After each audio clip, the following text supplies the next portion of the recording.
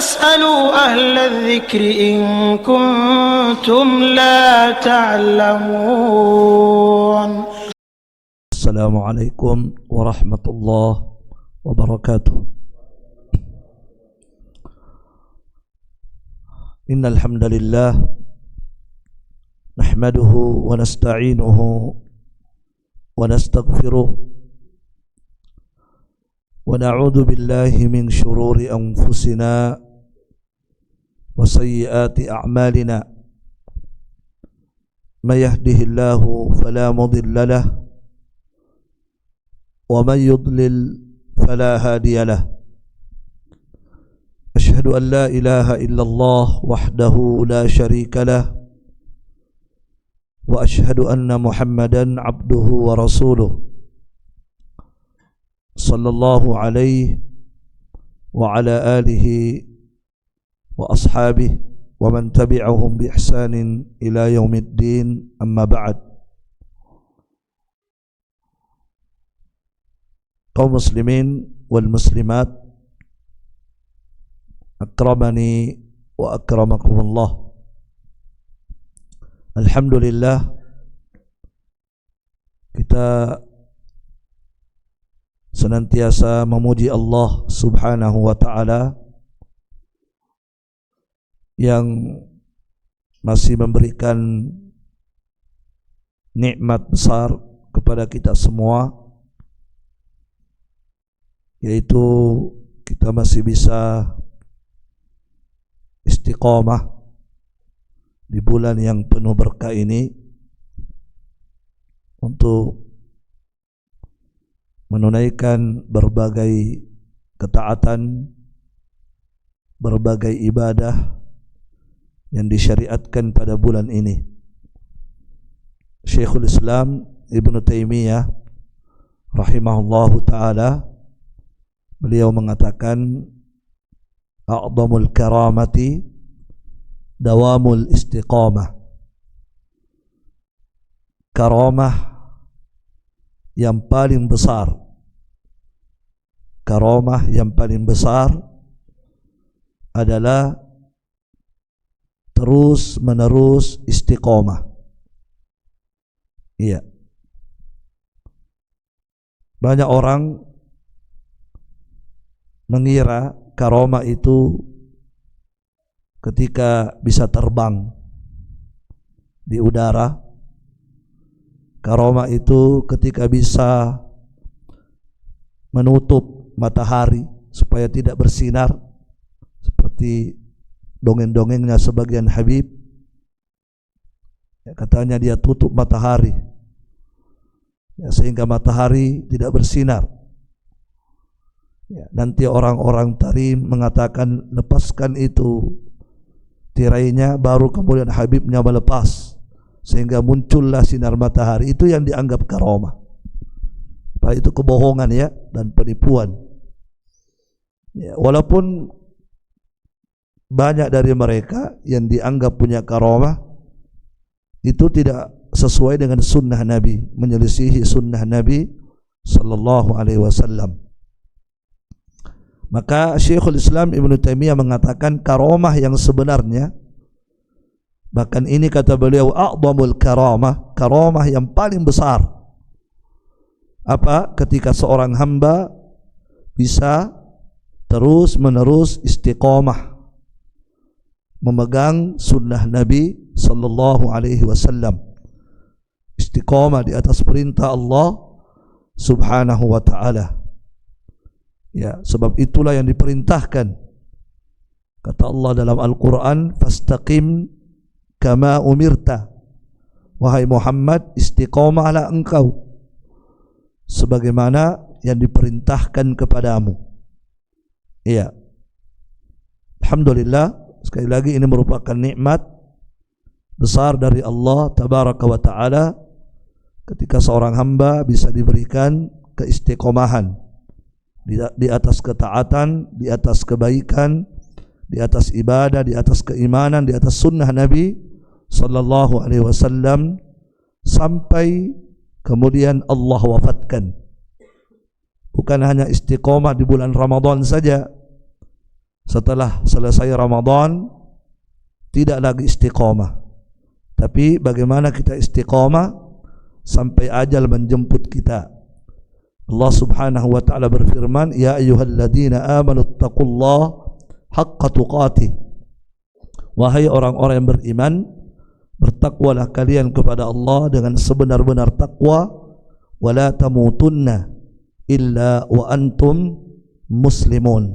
Jangan sekali-kali kamu mati kecuali kalian dalam keadaan muslim, istiqamah di atas keislaman. Ya. Jamaah sekalian, barakallahu fikum. Rasulullah sallallahu alaihi wasallam pernah menyebutkan seseorang yang sangat luar biasa orangnya.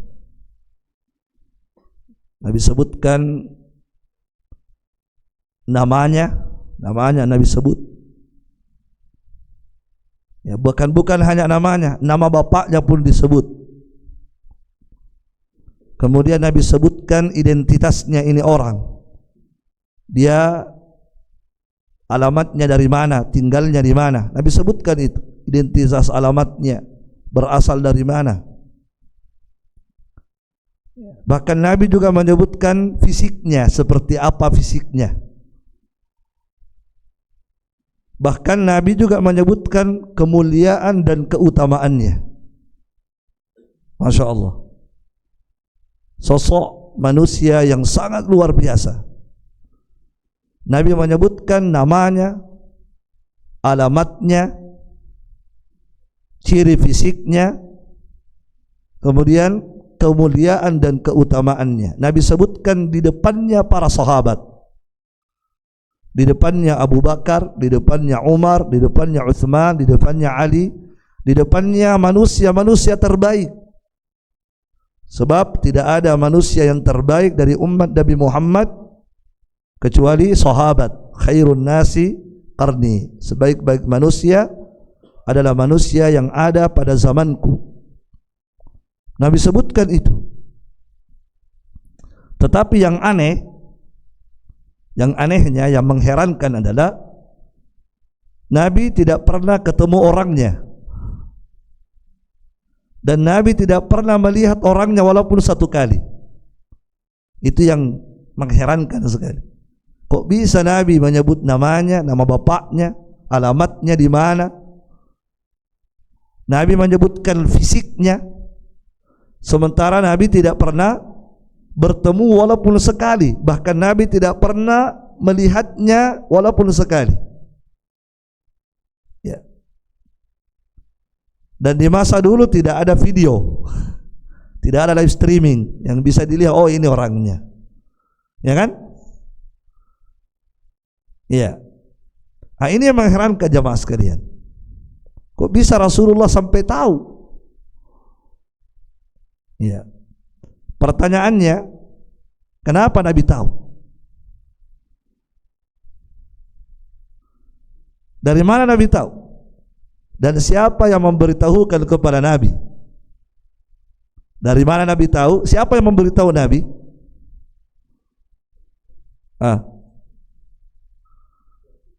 Apakah Nabi dukun? Na'udzubillah. Bukan. Nah, kalau dukun bisa melihat lewat paskonnya, ada air, oh ini orangnya. Apakah Nabi SAW pernah melihatnya dalam mimpi? Mungkin pernah dia dalam mimpi. Nah, kalau dalam mimpi bisa. Tidak juga. Nabi juga tidak melihatnya dalam mimpi. Terus Nabi tahu dari mana? Yang memberitahukan Nabi adalah Allah Subhanahu wa taala. Subhanallah. Allah yang memberitahu ke Nabi. Memberitahu secara lengkap. Bahkan mungkin ada lagi yang lain yang Allah beritahukan tapi Nabi tidak sebut. Yang Nabi sebutkan itu adalah namanya, nama bapaknya, alamatnya, identitas fisiknya, keutamaannya. Sebagian keutamaan Nabi sebut. dan yang memberitahukan itu adalah Allahu Rabbul Alamin. Iya. Ini menunjukkan kepada kita ini orang bukan sembarang orang. Ini orang hebat ini ya. Bukan sembarang orang, hebat, luar biasa ini orang. Iya. Dan apa yang menjadikan orang ini begitu hebat? Apa kira-kira yang menjadikan manusia ini, sosok orang ini begitu luar biasa di sisi Allah Subhanahu wa taala? Ya, apa kira-kira? Dan siapa orang ini? Karena Nabi menyebutkan namanya, alamatnya. Dan Nabi juga menyebutkan ya sebab sehingga orang ini menjadi hebat. Barakallahu fiik. Yang jelas bukan kita. Kalau kita sudah sangat jauh ya. Sangat jauh. Ya, cuma kalau kita ingin seperti orang ini, meniti jejaknya orang ini, ya kita perlu melakukan apa yang menjadikan dia mulia. Ada yang dia lakukan sehingga dia begitu mulia di sisi Allah Tabaraka wa Ta'ala. Barakallahu fiik. Siapa orang ini? Di mana tinggalnya? Bagaimana fisiknya? Dan apa kemuliaannya dan seterusnya? Disebutkan oleh Rasulullah sallallahu alaihi wasallam ya, dan diriwayatkan oleh Imam Muslim. Al-Imam Muslim dalam Sahih Muslim meriwayatkannya. Apa kata Nabi sallallahu alaihi wasallam? Kata Nabi di hadapan sahabat, di hadapan Umar, di hadapan Abu Bakar. Apa kata Nabi? Ya'ti alaikum, akan datang kepada kalian nanti, akan datang nanti kepada kalian. Subhanallah. Berarti orangnya belum datang kan? Tapi akan datang nanti. Ya. Kapan akan datang? Setelah Nabi wafat. Maka orang ini akan datang kepada kalian. Kepada siapa? Kepada para sahabat. Siapa yang datang? Nabi menyebutkan namanya. Namanya adalah Uwais. Ada Uwais di sini? Mana Uwais? Masya Allah. Sudah datang juga ke sini. Masya Allah. Uwais namanya. Maka Masya Allah, semoga ikhwah yang memberi nama, kaum muslimin yang memberi nama anaknya Uwais betul-betul seperti Uwais ini. Amin ya rabbal alamin. Maka disebutkan namanya Nabi akan datang kepada kalian seorang yang bernama Uwais. Disebut namanya, Masya Allah. Dan itulah kemuliaan besar. Ya, kalau nama kita disebut oleh lisan yang suci, ini disebut namanya, siapa yang menyebut namanya? Lisan yang suci, lisannya Rasulullah sallallahu alaihi wasallam. Itu kemuliaan itu kalau nama kita disebut. Ya, yang penting bukan disebut di daftar DPO. Ya. Disebut, Masya Allah. Bukanlah hanya namanya disebut, tapi juga disebutkan nama bapaknya. Subhanallah. Bapaknya pun menjadi mulia karena disebut. Siapa nama bapaknya? Amir.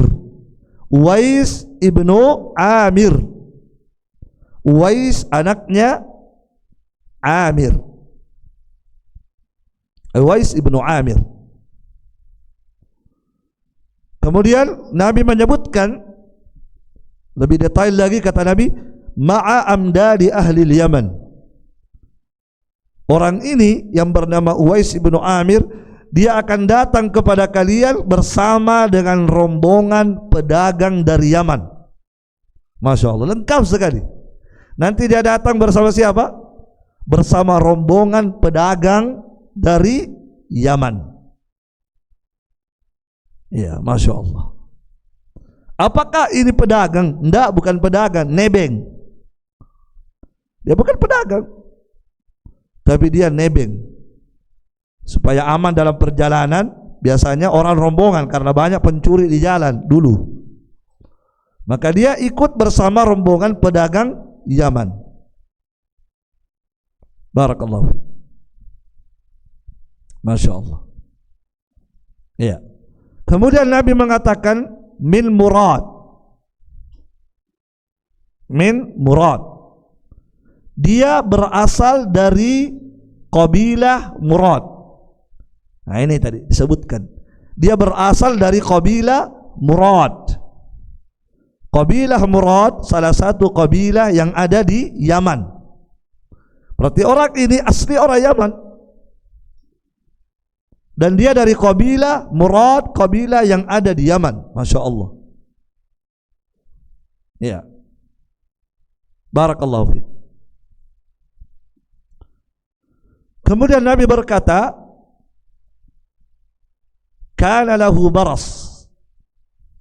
Nabi menyebutkan fisiknya sekarang. Tadi sudah, namanya sudah, alamatnya dari mana, asalnya dari mana kan? Asalnya dari Yaman.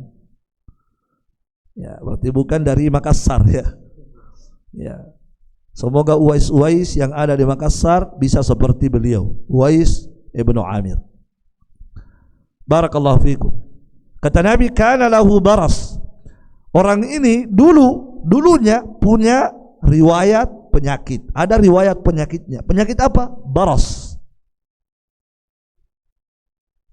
Penyakit baras. Baras itu kalau bahasa kita balang-balang. Ya, kulitnya itu apa? Ada putih-putihnya, belang-belang ya. Satu badan. Ya. Fabara'a minhu. Kemudian Allah Subhanahu wa taala menyembuhkan, Allah sembuhkan penyakit ini dari Uwais. Allah sembuhkan. Ya. Bukan dokter yang menyembuhkan, tapi Allah yang sembuhkan. Ya, karena penyakit seperti ini susah diobati. Ada obatnya enggak? Penyakit begitu, ada obatnya? Ada obatnya enggak?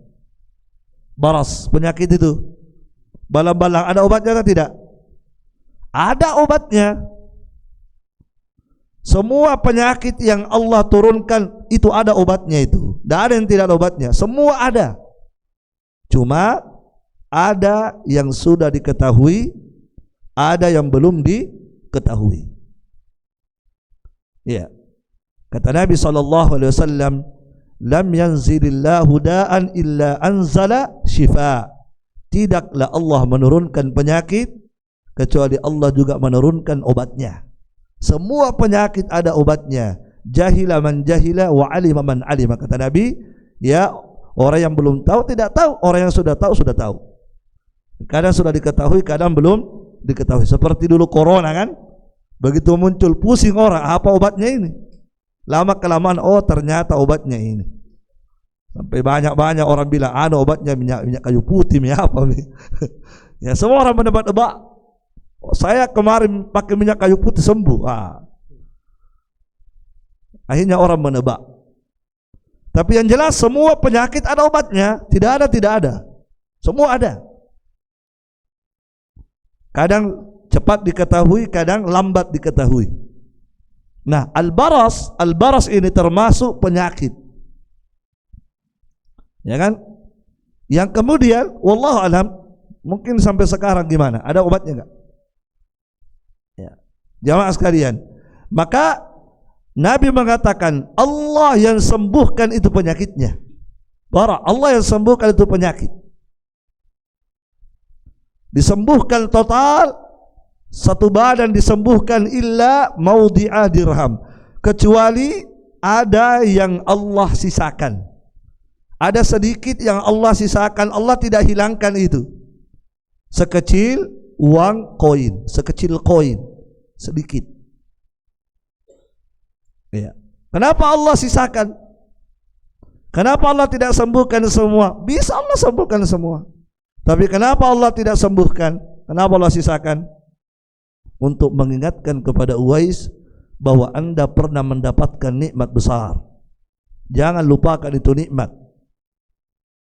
Karena manusia kadang itu cepat lupa dengan nikmat Allah Subhanahu wa taala. Baru kemarin disembuhkan sudah lupa. Manusia cepat sekali lupa dengan nikmat Allah Subhanahu wa taala. Iya. Baru saja Allah angkat masalahnya. Kemarin ketika dia kena masalah, ingat terus Allah, tidak berhenti berdoa. Salat malamnya salat terbaik, menetes air mata. Begitu Allah angkat penyakitnya, Allah angkat masalahnya, lupa, tidak lagi berdoa. Makanya kadang-kadang Allah itu tidak mengabulkan doa hamba, tidak cepat mengabulkan.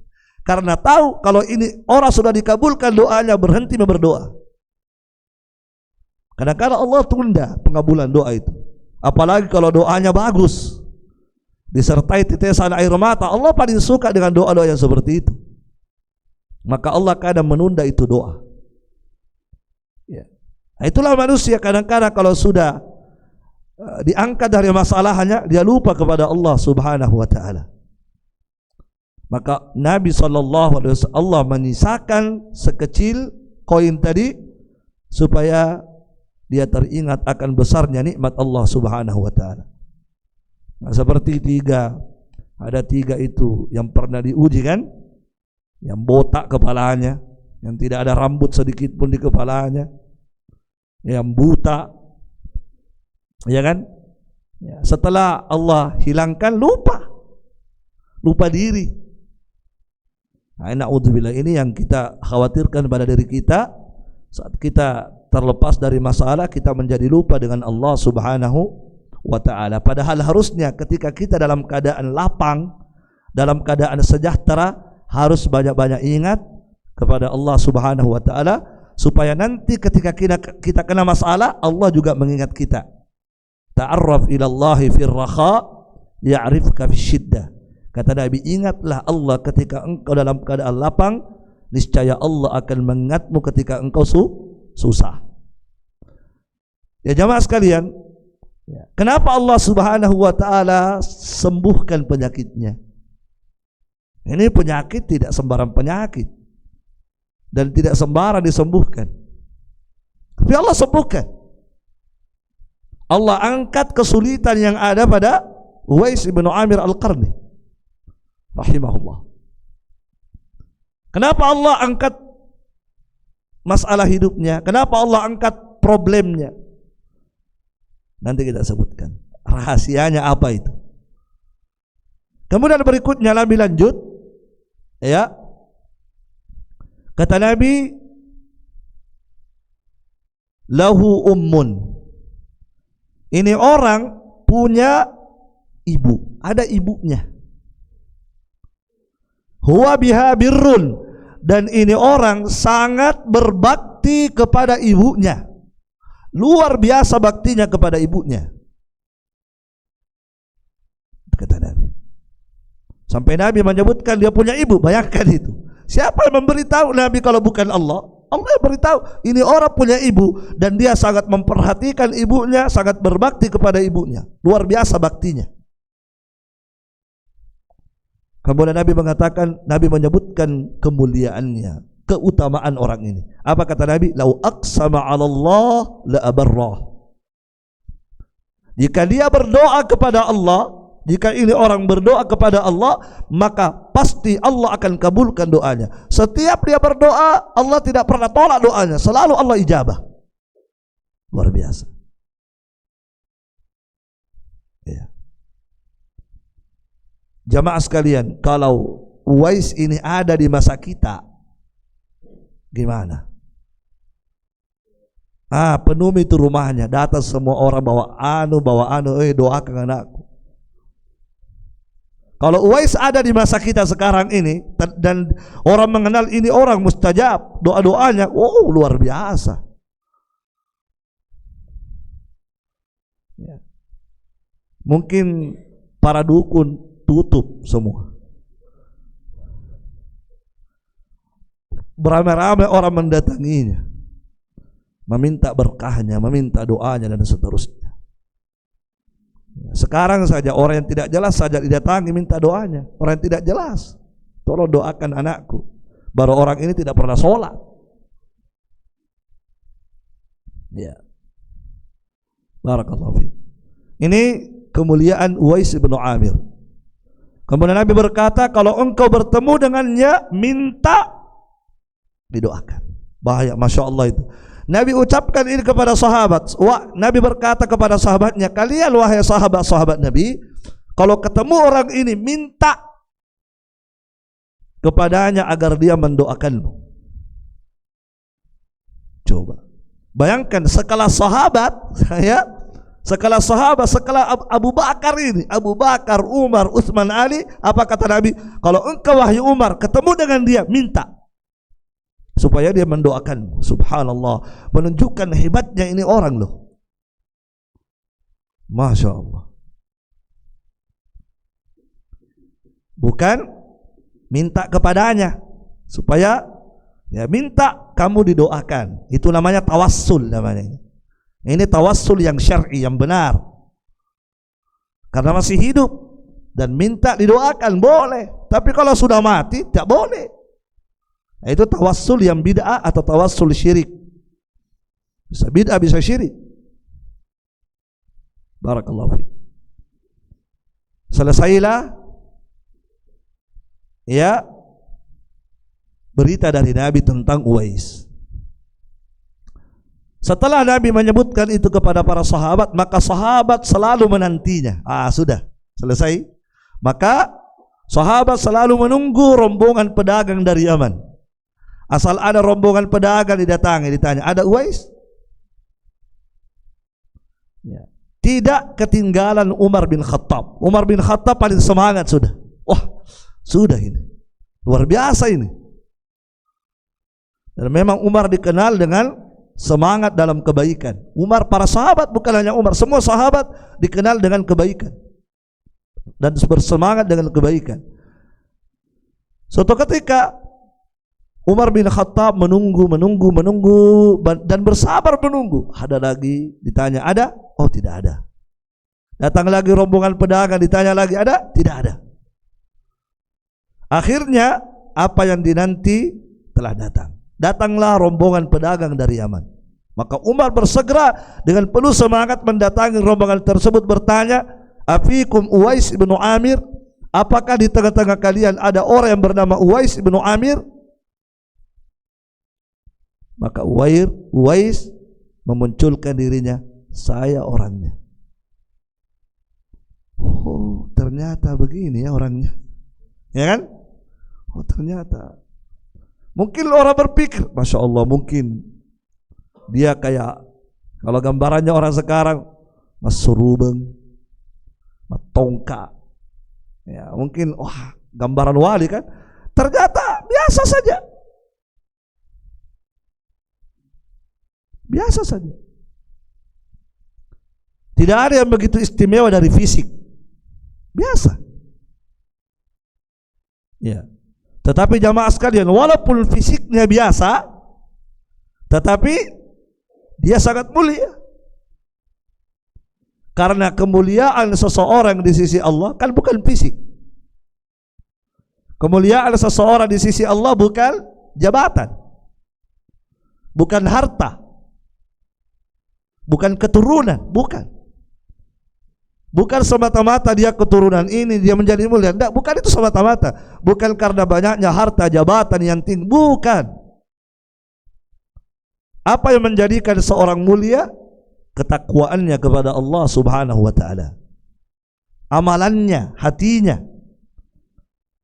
Innallaha la yanzuru ila ajsamikum wala ila suwarikum. Sesungguhnya Allah tidak melihat kepada bentuk fisik kalian, tidak pula melihat kepada wajah-wajah kalian, tetapi walaki yanzuru ila qulubikum wa a'malikum.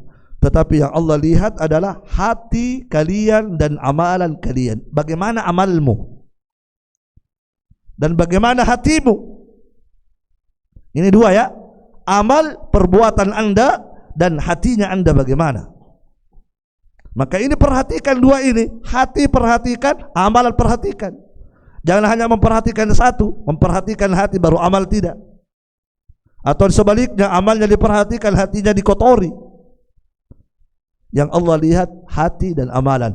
Dan Uwais ibnu Amir Al-Qarni, hatinya hati yang luar biasa dan amalnya amal yang luar biasa. Terkumpul padanya kebaikan hati dan kebaikan amalan. Itu Uwais, Masya Allah. Makanya Uwais begitu mulia sampai dia dikenal oleh Allah Subhanahu wa ta'ala, walaupun di dunia tidak ada yang mengenalnya.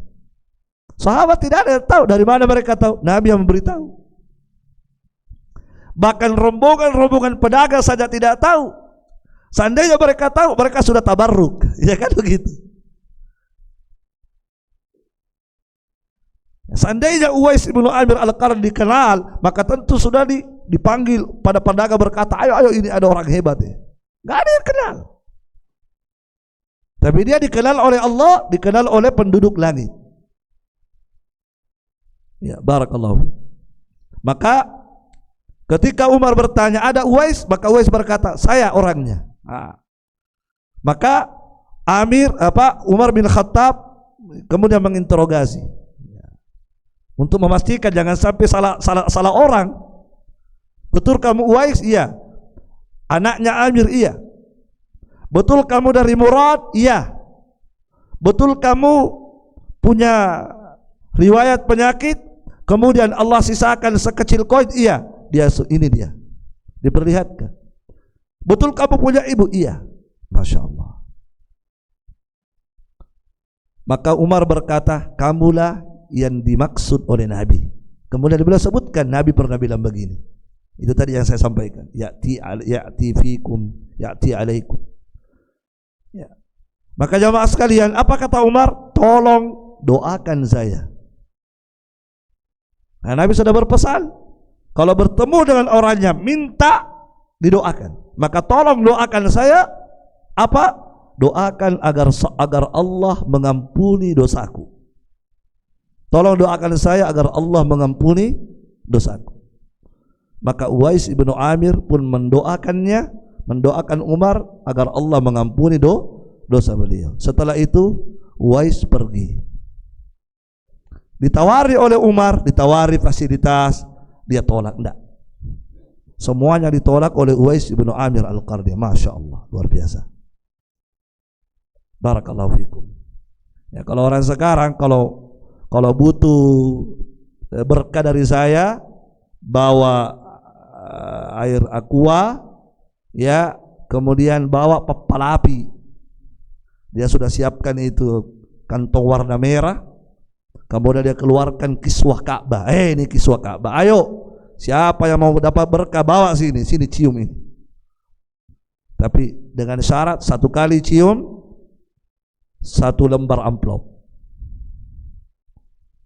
Ini Habib. Iya. Ya, ini dia tidak sadar bahwa apa yang dia lakukan akan dia pertanggungjawabkan di hari kiamat. Ya. Kata Nabi SAW, la tazulu qadama abdin, tidak akan bergeser kakimu dari hadapan Allah di hari kiamat sampai kamu bisa menjawab 4 pertanyaan. Allah tidak akan membiarkan kamu pergi. Kamu harus bisa menjawab 4 pertanyaan Allah. Kamu akan disidang oleh Allah. Salah satu diantaranya wa an malihi, tentang harta yang kamu dapatkan. Amplop itu, amplop termasuk harta kan? Iya. Itu amplop itu yang bikin banyak orang gila-gila. Banyak orang mengorbankan agamanya, mengorbankan kebenaran, menolak kebenaran gara-gara amplop itu. Ya, kata Nabi, di kulli ummatin fitnah, setiap umat ada fitnahnya, wa fitnatu ummatil mal, dan fitnahnya umatku itu harta. Itu fitnah besar. Ya. Maka kata Nabi tentang hartamu, dari mana kamu dapat? Bagaimana cara kamu mendapatkan itu duit? Maka kamu harus jawab, oh ya Allah, saya dulu jualan kiswah, berbohong atas nama Rasulullah sallallahu alaihi wasallam. Wa fima anfaqahu, kemudian kemana kamu salurkan? Ya Allah, dulu saya dapat ini harta dari Kiswa, kemudian hasilnya saya belikan lagi Kiswa supaya banyak-banyak di Tokopedia atau di mana dibeli, Shopee. Subhanallah. Nah, jamaah sekalian rahimani wa rahimakumullah. Di sini kisah ini banyak pelajaran. Pelajaran terpenting dari riwayat disebutkan oleh Rasulullah SAW adalah ya tentang kemuliaannya Uwais ini. Apa yang menjadikan Uwais begitu mulia di hadapan Allah, di sisi Allah tabaraka wa ta'ala? Apa yang menyebabkan masalah-masalah yang menimpa Uwais di dunia ini terangkat? Ya kan? Apa sebabnya? Penyakit beliau tadi, kesulitan hidup yang menimpa beliau di dunia ini, dalam hal ini penyakit tadi, kemudian Allah angkat, Allah hilangkan itu kesulitan. Dan apa yang menjadi sebab doa-doa Uwais ibnu Amir Al-Qarni selalu diijabah oleh Allah tabaraka wa ta'ala? Di sini pelajaran berharga bagi kita adalah beliau ini sangat berbakti kepada ibunya. Itu sebabnya. Ya. Banyak tentunya hal-hal yang baik pada Uwais, tapi yang Nabi sebutkan adalah baktinya kepada ibunya itu loh. Dia sangat memperhatikan orang tuanya, terutama ibunya, sangat dia perhatikan. Itu yang menyebabkan beliau sangat mulia loh. Itu dia, itu rahasianya itu. Kenapa dia begitu mulia di sisi Allah tabaraka wa ta'ala? Allah hilangkan masalah-masalah hidupnya dan Allah ijabah doa-doanya. Sebabnya karena baktinya yang luar biasa. Mungkin ada yang berkata, Ustaz, saya juga begitu di sama orang tuaku, tapi kenapa masalah hidupku tidak terangkat? Kenapa doa-doaku tidak dikabulkan? Iya, Anda belum maksimal, itu masalahnya. Anda belum maksimal. Kalau Anda bisa seperti Uwais, insya Allah. Bagaimana Uwais berbakti kepada ibunya? Lihat bagaimana hebatnya baktinya. Uwais ibnu Amir Al-Qarni itu gara-gara ibunya tidak sempat ketemu Nabi Muhammad. Ya kan? Padahal beliau hidup satu masa loh. Cuma Nabi Muhammad di Madinah, beliau di Yaman. Orang-orang yang ada di Yaman beramai-ramai ke Madinah untuk ketemu Nabi Muhammad. Mereka berangkat rombongan, ada yang sendiri-sendiri, ada yang rombongan. Ya, mereka begitu semangat berangkat ke Madinah. Mau apa? Mau ketemu Rasulullah SAW, sehingga mereka mendapatkan predikat sahabat. Kan nanti dikatakan sahabat kalau ketemu Nabi, kalau tidak ketemu bukan sahabat. Dan bertemu Nabi walaupun sesaat, walaupun 1 detik, walaupun 1 menit, sempat melihat Nabi, itu kemuliaan besar. Dan sudah dianggap sebagai sahabat Rasulullah sallallahu alaihi wasallam. Tapi kalau satu masa tidak ketemu, tidak dianggap sahabat. Luput keutamaan. Maka Uwais bin Amir Al-Qarni itu tidak sempat datang ke Madinah, padahal beliau sangat rindu ingin bertemu dengan Nabi. Apa yang menyebabkan beliau tidak pergi? Karena ibunya. Terhalang oleh ibunya. Karena bertemu dengan Nabi Muhammad bukan suatu kewajiban, kan begitu, keutamaan saja. Bertemu Rasulullah adalah keutamaan besar. Yang wajib bagi kita adalah beriman, mengikuti jejaknya. Seandainya bertemu Nabi Muhammad wajib, sesama kita tidak ketemu. Bertemu Nabi Muhammad bukan keharusan, bukan kewajiban, tapi yang wajib bagi kita adalah mencintai beliau, mengikuti sunnah beliau, membela beliau dan sunnah beliau. Itu kewajiban kita. Tapi kalau bisa ketemu, luar biasa. Adapun melayani orang tua wajib. Dan kewajiban harus didahulukan daripada yang bukan wajib, kan begitu? Kalau ada dua kewajiban, satu wajib kifayah, satu wajib ain, satu fardu kifayah, satu fardu ain, yang mana didahulukan? Fardu ain. Fardu kifayah digugurkan. Makanya sahabat-sahabat yang mau berangkat jihad, setiap mereka mau berangkat jihad, Nabi tanya, apakah ibumu masih hidup? Apakah orang tua masih hidup? Mereka berkata iya. Apa kata Nabi? Fafihi ma fajahid. Tidak usah berangkat, berjihadlah dengan berbakti kepada keduanya. Nabi mengatakan tidak usah berangkat dulu. Padahal jihad fardu, tapi fardu kifayah waktu itu. Sementara berbakti kepada orang tua fardu ain. Maka lihatlah Uwais, gara-gara orang tuanya, gara-gara ibunya, beliau tidak ada kesempatan datang ke Madinah bertemu dengan Nabi Muhammad SAW. Itulah bakti yang luar biasa. Nah, kalau kita berbakti juga tapi tidak seperti itu. Kalau kita nanti datang kalau ada waktu, kita tidak bisa meninggalkan pekerjaan dunia kita. Nggak. Oh bu, nggak bisa kak dulu pulang di. Kenapa nak? Ada pekerjaan belum selesai ini. Iya kan? Kita belum mampu meninggalkan pekerjaan dunia kita untuk bertemu dengan orang tua kita, untuk mendatangi orang tua kita, berbakti kepadanya. Itu bedanya kita dengan Uwais.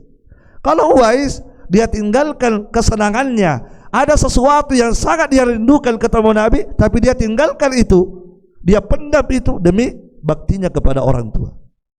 Dia tidak rela meninggalkan ibunya. Subhanallah. Kalau kita tega-tegaan saja,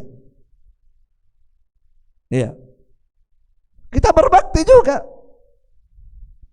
tapi kita titipkan ke panti jompo. Walaupun kita kasih ini, kita titip.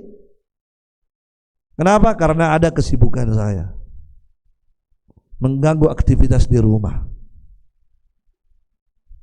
mengganggu kesenangan saya bersama istri, mengganggu kesenangan saya bersama anak-anak, ya, sehingga ya, seakan-akan tidak ada waktu untuk orang tua. Beda sekali kita dengan Uwais. Nah, inilah yang menjadikan Uwais luar biasa, jamaah sekalian. Subhanallah. Nah, ini apa balasan Allah kepada Uwais tadi ketika dia betul-betul luar biasa baktinya? Pertama balasannya apa Allah tadi? Allah sembuhkan penyakitnya. Allah hilangkan masalah dunianya. Dan begitulah seorang yang memperhatikan orang tua, problem-problem hidup yang selama ini susah terselesaikan, itu bisa diselesaikan oleh Allah sebenarnya. Caranya bagaimana? Perhatikan, maksimal berbuat baik kepada orang tua. Apapun masalah Anda, insya Allah selesai.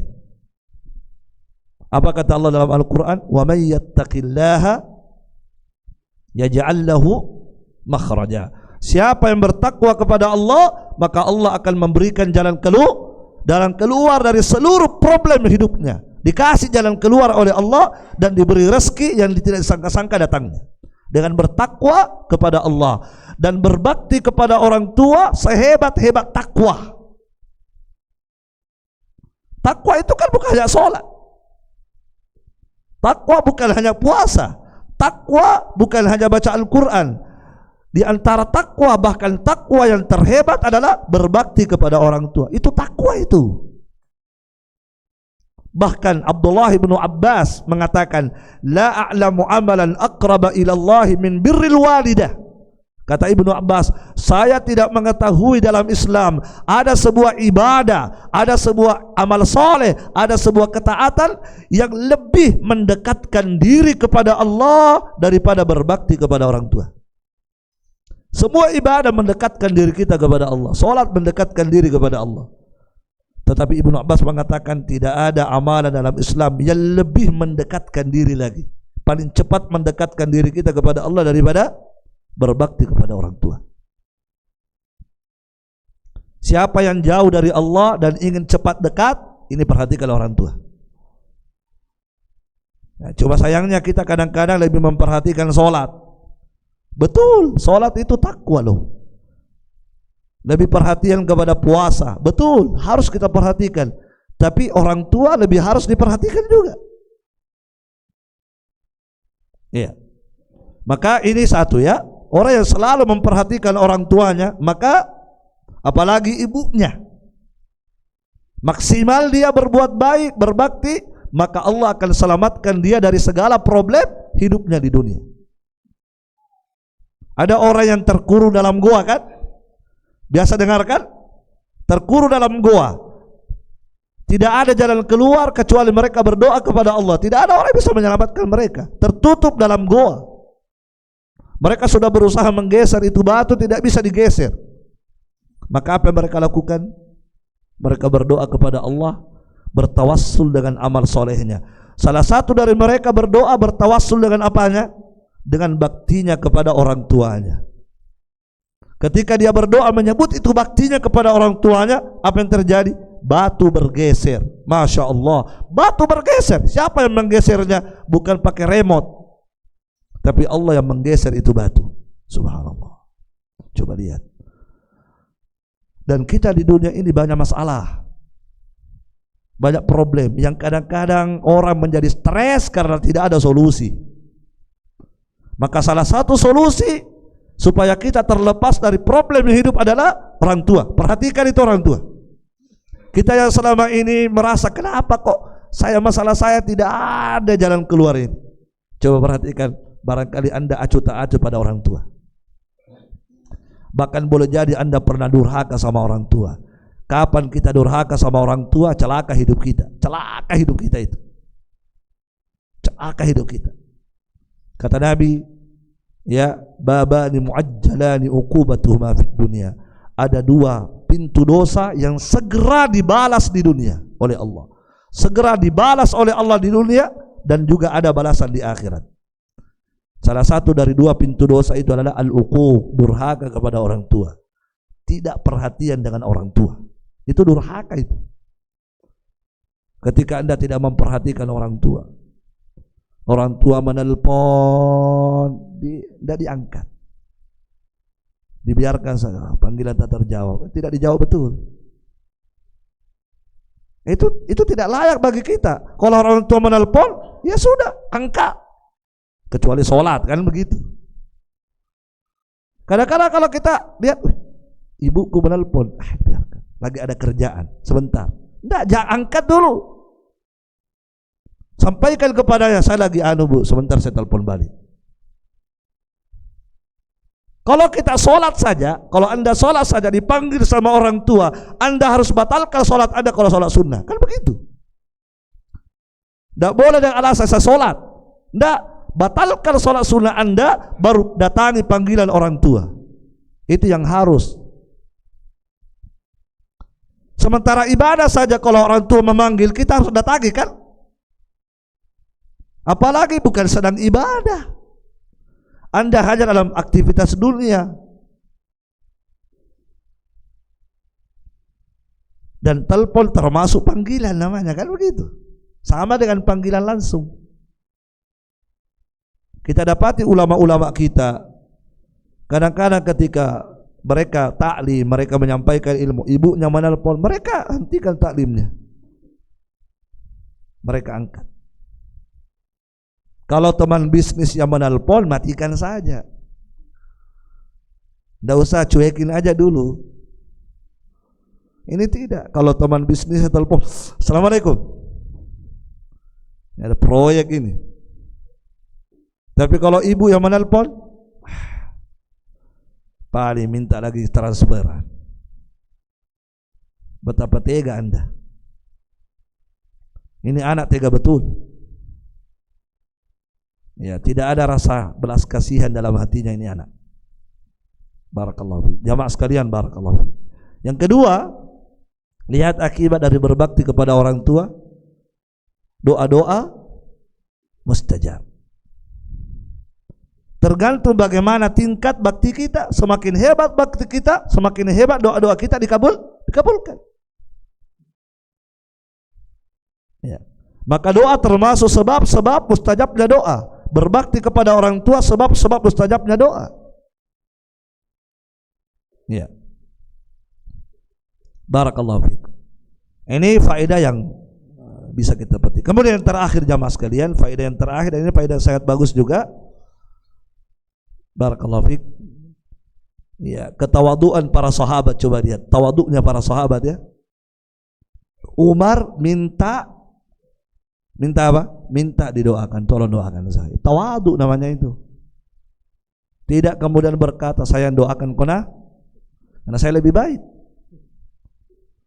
Minta didoakan, tolong doakan saya, tolong doakan saya.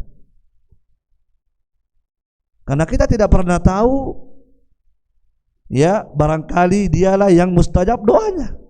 Tidak apa-apa kita minta kepada orang, tolong doakan saya. Ustaz, tapi dia kan preman, tidak apa-apa, biar preman. Karena boleh jadi ada rahasia-rahasia yang kita tidak ketahui. Tidak apa-apa kita tolong doakan saya. Rasulullah juga seperti itu kok. Tawaduknya Nabi, tolong bacakan Al-Quran kepada saya. Kan begitu Nabi. Tolong bacakan Al-Quran kepada saya. Kata sahabat, ya Rasulullah, kaifa aqra wa ilaika unzil. Bagaimana saya membacakan Al-Quran kepadamu? Bukankah Al-Quran turun kepada anda? Harusnya anda yang baca. Tidak, kata Nabi, baca. Saya suka dengar dari orang. Nah, itu pelajaran itu. Tawadu. Jangan merasa selalu diri lebih baik. Dan ini tawadu juga ibadah besar, nanti kita bahas nanti. Insyaallah. Kemudian ketika Umar minta didoakan, apa kata Umar? Tolong doakan saya agar Allah mengampuni dosaku ini. Masya Allah, perhatikan ini poinnya. Doakan saya agar Allah mengampuni dosaku. Umar tidak berkata tolong doakan saya supaya lancar rezekiku, tolong doakan saya supaya berhasil bisnisku, tolong doakan saya supaya Enggak, bukan persoalan dunia yang diminta. Kebanyakan kita kalau berdoa selalu dunia. Ustaz, apa itu anunya supaya lancar rezeki? Ustaz, apa doanya supaya bisnis berhak dan seterusnya. Kebanyakan orang itu arahnya kepada dunia saja doa-doanya. Bahkan sudah datang ke tempat-tempat mustajab, masih juga seputar itu doanya. Masih juga seputar dunia. Jarang kita dapatkan ada orang berdoa minta ampun, tolong ampuni dosaku. Lihatlah Umar bin Khattab, subhanallah. Makanya jamaah sekalian, kalau kita berdoa, ya, itu kita ada doa-doa tertentu yang harus kita prioritaskan. Kalau kita melihat doa-doanya Nabi, itu ada kadang-kadang Nabi itu kita lihat doa, oh ini yang paling banyak Nabi baca. Berarti itu yang paling penting itu. Coba baca, pelajari doa-doa Nabi itu. Kalau anda pelajari doa Nabi, itu ada doa-doa tertentu itu yang paling sering Nabi baca. Salah satu doa yang paling harus kita baca, yang harus kita selalu minta kepada Allah, doa ini tadi. Doa minta ampun, mohon ampun kepada Allah Subhanahu wa taala. Umar, coba lihat Umar, Masya Allah Umar. Tolong doakan saya agar Allah mengampuni dosaku. Iya. Pertanyaan saya, lebih banyak dosanya mana? Kita atau Umar? Ada yang merasa lebih banyak dosanya Umar? Ini orang-orang tidak tahu diri ya. Tidak diragukan bahwa kita lebih banyak dosa daripada Umar. Tapi apakah kita pernah seperti Umar? Tolong doakan saya akhi, Allah mengampuni dosaku.